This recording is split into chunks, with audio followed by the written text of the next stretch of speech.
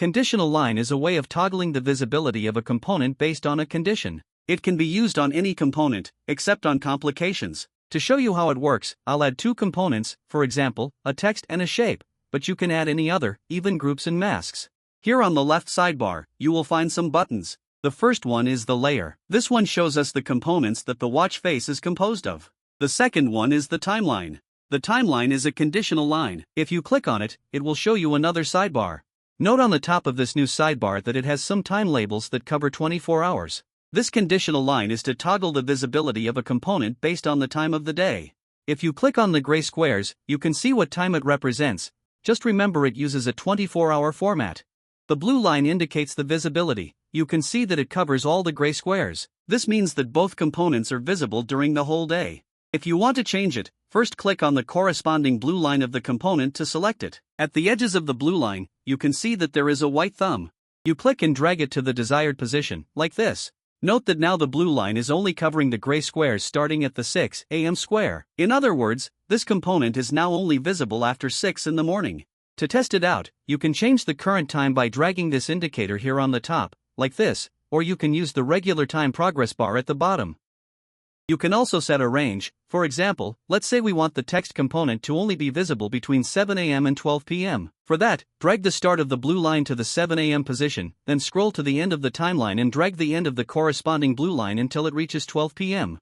A quick tip here: if you scroll your mouse wheel while you hold the Shift key on your keyboard, you can make the timeline scroll horizontally without having to use the bottom scroll bar. You will still have to drag the blue line, though. Great, now the text is only visible between 7 a.m. and 12 p.m. But what if you want to be more precise? For that you can use this range input here. If you place it in the middle, each square will now represent intervals of a minute. If you put it even lower, the squares will have a second precision.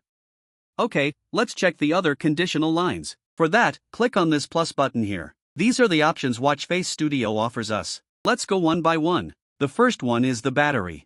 Just like the time conditional in here, we have the square to set the battery level range. It goes from 100 to 0%, and each square represents 1%. Note that the line is not blue. This happens because the condition is not applied to the component. To apply it, double-click the line corresponding to the desired component. A warning pop-up will show up informing you that if you apply this condition, all the others will be removed, in this case the time conditional. Unfortunately, WFS does not allow us to add multiple conditional lines to the same element. Click on OK to add this conditional and remove the others. Now the line is blue, and you can drag the edges to set a value. For example, let's set it to only be visible when it is over 10 and under 90% and test it out. The next conditional line is the steps. It offers the same interface as the battery option. However, the percentage for this one is related to the step target of the user's watch. The next is the 12/24 hour format. In this one you can toggle the visibility of the component based on the user's hour format. Let me show you. Let's add this conditional to the rectangle. For that, double-click on it. The warning pop-up will show up. Click on OK. Now let's set it to be visible only when the watch is using the 24-hour format, like this. As you can see, the current hour does not have any effect. Again, this one is related to the hour format the watch uses. But what if we want to show when it is using the 12-hour format? You can drag the edges to adjust, or you can simply click and drag the blue line to the new position, like this. The next conditional is the event. As you can see, different from the others, this one only covers one option. The no event option is for when there are no notifications, the battery is not charging, and it is under 20%. Battery low is for when the battery is under 20% and it is not charging. If it is charging, it is not considered battery low, even if the battery level is under 20%. The last option is the unread notification. As the name says, it is for when there are notifications that were not read yet. The last conditional is the weather. In this one we will have all the available weather conditions options. The unknown condition is for when the weather data is not available or for when the weather condition does not meet any of the ones listed here. The condition works exactly the same way as the others. For example, let's set text to be visible only when the weather is clear. But what if we want the text to show when the weather is clear and foggy? If we drag the end edge, it will cover the cloudy option too, which we don't want, so let's drag it back to clear only. To cover the fog without covering the cloudy, double-click on the fog option square, like this. Done. Now we have two blue lines for the text component. You can even add more, just repeat the same process. You can also do the same with the steps, battery, and time conditionals. Just double-click the square to add it and drag the edges to adjust it. If you select a blue line and then do a right-click on it, you will have some options. The first option is to delete the selected blue line, like this. To show you the other options, let me remove this one and drag the other one to the start, just to simplify. Done. Let's copy this blue line here. To do so, click on the first gray square you wish to select, in this case the first of the line, then hold the Shift key and click on the last gray square you wish to select, in this case, the last one of the lines. Done, all the gray squares between both clicks are now select. Do a right-click on the selection and click on Copy. Now do a right-click on the gray square you wish to paste it, then click on Paste. You can do this as many times as you need. For example, let's repeat this pattern by copying and pasting. Now let's say you want to repeat this pattern through the day. You can copy and paste it multiple times, or you can use the loop option. For example, let's remove the condition for the rectangle. Double-click to add, click on OK, then select the blue line, right-click, and delete. Now let's add the pattern we want to repeat, like this. Then select the squares, hold the Shift key, click on the first one you want to select, and then click on the last one you want to select while still holding the key. Note that I also select the empty gray square. It also is part of the pattern. The blue line is visible, and the empty gray square is the not visible part of the pattern. Once the squares are selected, do a right-click, then select the option loop. Done. Now the rectangle will follow the loop we created, which is equal to the pattern of the text that we made by copying and pasting. You don't need to start the loop at 0. For example, let's remove the conditions for the text.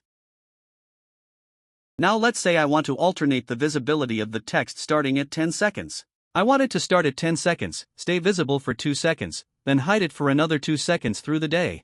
So, I'll add the blue line covering 2 squares, and then I'll select those 2 squares, plus 2 extra empty squares. Then right-click on the selection and loop, done. Now the pattern will repeat throughout the day, starting at 10 seconds. In case you wish to remove the loop, do a right-click on it, then click on Unloop, done. To remove a conditional line, click on its icon, then click on Remove. If you click on the Active Conditional Line tab icon, it will hide the sidebar. To show it again, simply click on the icon. You can also expand this sidebar, move your cursor over this line, then click and drag it, like this. I like to say that there are many ways of achieving the same result. However, not all possible ways offer the same performance. I've seen some developers hiding the visibility of a component or group using the opacity input in tags. For example, I'll hide the blue rectangle using tags. For that, I'll set the opacity to 0 so it won't interfere with my expression. Then I'll add a conditional tag.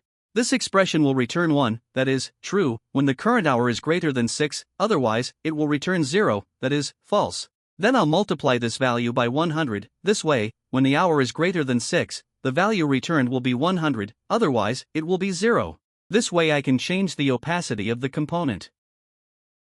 Now let's add the same logic to the red rectangle this time, using conditional lines. For that, I'll select the component, then open the time conditional line group.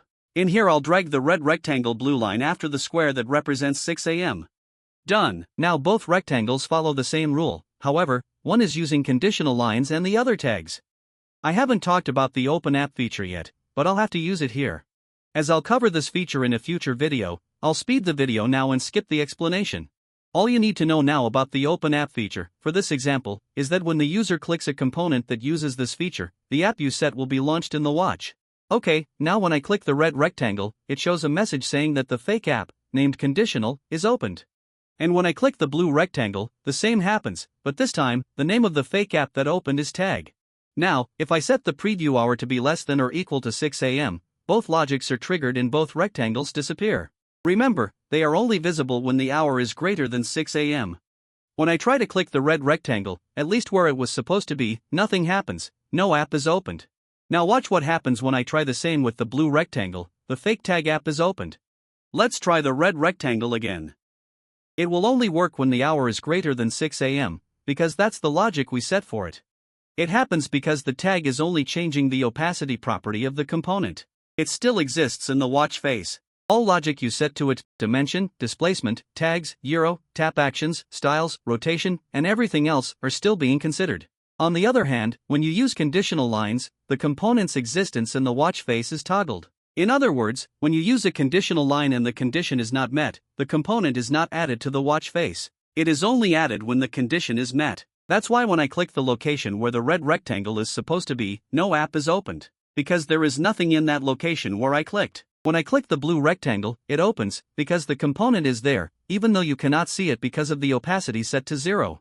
This is all to say that, if you can hide the visibility of a component using conditional lines instead of tags, do it. It will have a better performance and save battery, as it will not be partly rendered without need. Only use tags to hide the visibility of a component, or group, when the logic is not available in the conditional lines. A complication is the way third-party apps have to display their data in your watch face. You do not have access to the data itself, but you can define how it will be displayed. Watch Face Studio offers us some predefined complication designs. Let's check them out one by one. Let's add the circle for now by clicking on it. Done, the circular complication component was added. Here on the right sidebar, we have some settings. I'll cover them all, but not in sequence. The first one I want to talk about is the default provider. When the watch face is added, the user still hasn't selected any complication data to be displayed. That's when the default provider comes in. It allows you to set complication data to be used in order to show something in the watch face instead of nothing. You can see that it is set to empty. This means that nothing will be displayed in this complication component when the user adds the watch face. To change the default provider, click on this drop-down and select one of the options available. Just remember, the user can change the provider later. In here you are just setting the one that will show up when the watch face is added. The next setting we have is the supported types up here. You can see that this setting is composed of a couple of options. When a developer creates a complication provider app, the developer has to choose the type of data the app will provide. These are the types of data that exist, plus another one that is not listed here, but I'll show it later. The complication apps are not required to offer all kinds of types. For example, a complication app can offer only the short text and the icon types, but not the rest. That's when this setting comes in. In here you can select what kinds of complication types your complication component will support. For example, you can see that now the default provider is showing the watch battery level in here. Right now, it is using the short text type, as it offers support to it. If I unselect the short text checkbox, it will now display the same data using the range value type, as the watch battery provider also supports this type. You can also check that the complication style has changed. Now it has a progress bar. But why wasn't it showing the progress bar before I unchecked the short text? Because the order the types are listed here also matters. Remember, a complication app can support one or more of these types. In the case of the watch battery provider, it supports the short text and the range value types. But the complication component can only display one type at once. As the short text was the first option here, it gave preference to this type instead of the range value type. When I uncheck the short text type, in other words, when my complication component stopped offering support to this type, it falls back to the next type option, which is the range value. In case you wish to change the order of the types, just click and drag them to the new desired position, like this. Now if I enable the short text support, the complication component will still show the progress bar, because now the range value type has preference over the short text type. Just remember, in case your complication component does not offer support to the provider's types, it will not be compatible. For example, if I disable all types but the small image type, the watch battery provider will not be compatible, as it does not offer support to this type. Okay, now let's select them all again and set the watch battery as provider one more time. You can see down here that there are some style options. Each complication type has some required and optional fields. The only required field for the short text type is the text. The optional fields are the image and the title. The range value, the goal progress, and the weighted element types are basically a progress indicator. For them, the only required field is the progress bar, and the optional fields are the icon, the text, and the title. The small image and the icon have only one field, the image itself, which is required. That's why we have these options here. The developers of complication apps can choose what fields their complication app provider will have, besides the required ones. These options here are to make sure that your complication component will offer designs that meet all possible combinations of required and or optional fields in order to offer the best experience for the user. Imagine you create a design that does not use the complications title, but the title is important for the complication the user selected. Or you create a design where you highlight the title over text, but the user selects a complication that does not offer a title. The design will look bad or wrong. For example, the watch battery provider offers a text and an icon only, as you can see here. It does not offer a title. So, if you try to display the title, nothing will be rendered in the title area. This will look like you misaligned the information. So, in the case of the watch battery provider, following the example, the style that it would follow would be this one, because this style has only an icon and text. If I select another provider, for example, a heart rate provider, the style it would follow is this one, because this provider offers an icon, a text, and a title, as you can see in the preview. As there is no way of knowing which information which provider will use, it's a good practice to create a design for each possibility, that is, these ones here. You can see on the left sidebar that the complication component is a group. If you expand it, you will see each component the style you selected has. If you select another style, these components change too. If you click on one of the components, the basic style tab will show up for you to customize it, just like if it was a regular component. But be aware, each style is individual, and the settings you apply to one will not be automatically applied to another. For example, let's set the text color for this style to be red. Now let's click on the complication group to show the component settings again. Watch what happens to the design when I try to simulate another style by clicking on it. The text turns white. If I simulate the style that has the icon, the text, and the title, the red text shows up, because this one was the one selected when I changed the text color. The same happens to all the other types. You will have to edit one by one. But you are not required to do so. You can remove the styles by clicking on the corresponding X, like this. Just remember, not all fields are required. If you remove one style option, your complication component may have a weird design depending on which complication app provider the user set. I recommend for you to use all style options available. In case you want to add a style back, click on this plus icon, then select the style you want. Going back and forth between styles in each component may be exhausting and consume a lot of time. To help you with that, you can select a style, then simply scroll down the sidebar.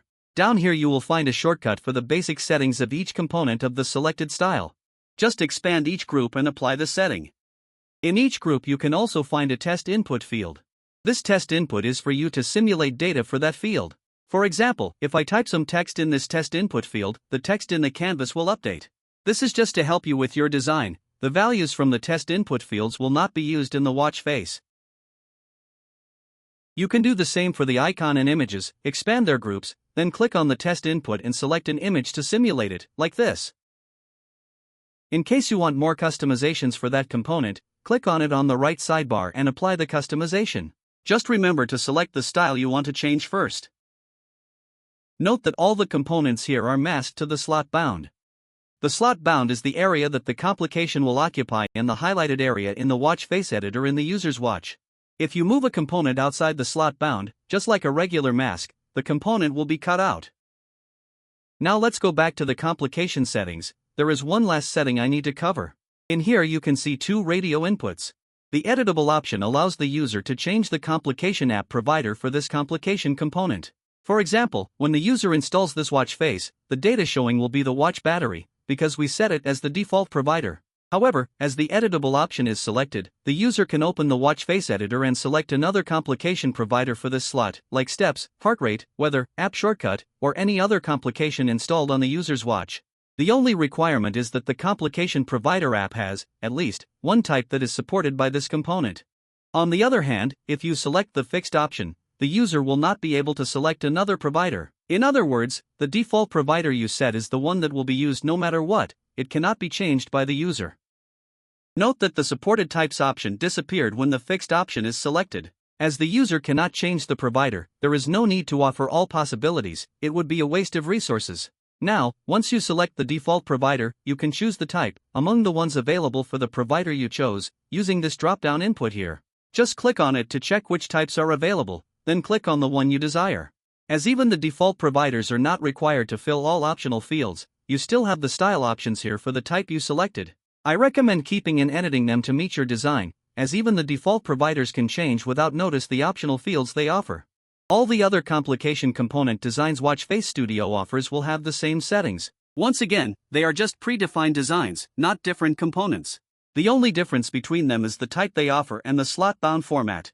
The line complication offers a rectangle slot-bound, supporting only the short text type.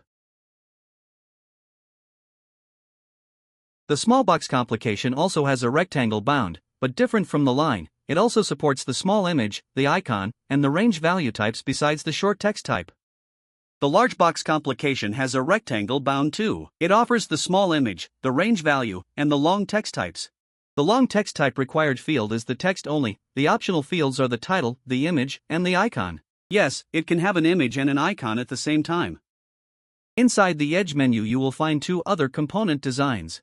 The Duo component is a group with two complications, one on the left and one on the right edges of the screen. Both complications support the short, long, range, goal, and weighted types in the same settings as the others. However, these edge complications are extremely limited in customization. At most you can change the font design and color of the components. I recommend for you to create your own edge complication by editing the design of the other kinds of complication components. You will have way more control over the design, unless you like the design these ones offer. In case you want to remove one of the edges, right-click on the corresponding complication component, then click on Delete. In case you want to add it back, right-click on the Duo Group component, then on the menu that will show up, click on the first option. The last complication component is the quadrant. Go to Add Components, then inside the Edge menu, click on Quadrant. This complication is just like the Duo one, but with 4 complications evenly distributed around the edge. It offers the same types and the same limited settings. Before ending this video, it is worth mentioning that watch faces can contain up to 8 complications only. In case you try to add more than 8, an error message will show up when you try to run your watch face.